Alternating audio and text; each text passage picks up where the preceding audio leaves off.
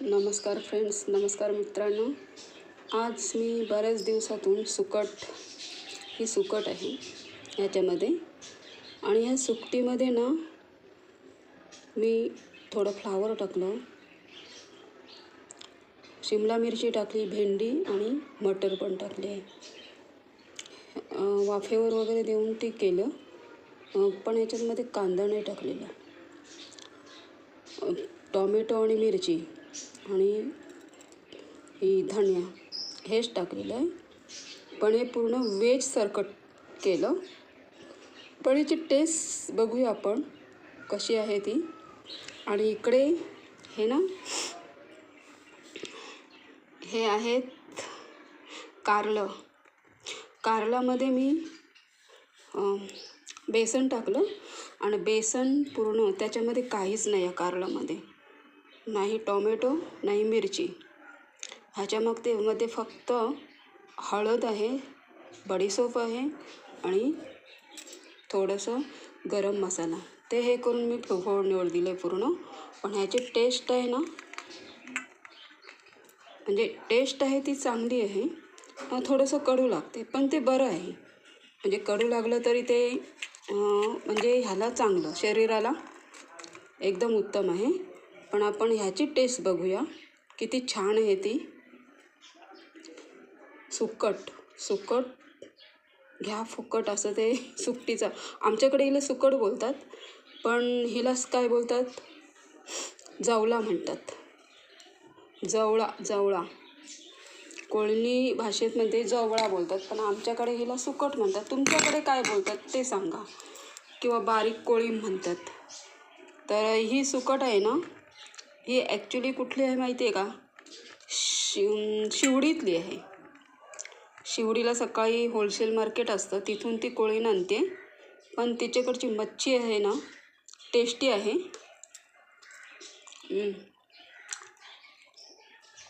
सुकटीची चव अगदी सुंदर, खूप टेस्टी आहे, पूर्ण टेस्टी झाली आहे. ह्याच्यामध्ये कांदा नाही टाकला तरी पण टेस्ट लागते. कांदा पण नाही टाकला आणि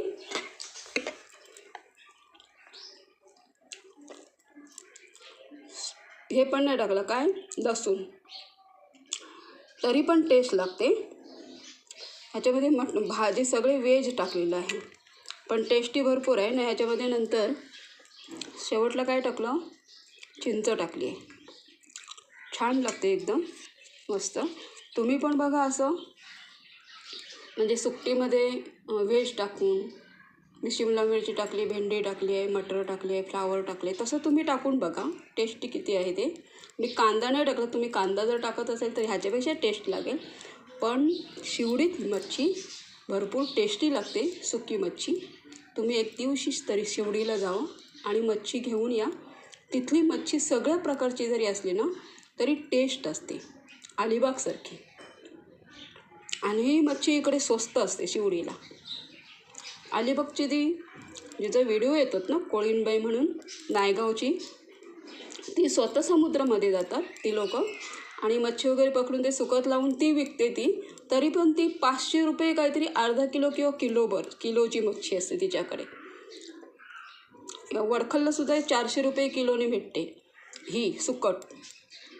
बघ इथे जर शिवडीला स्वस्तच भेटते.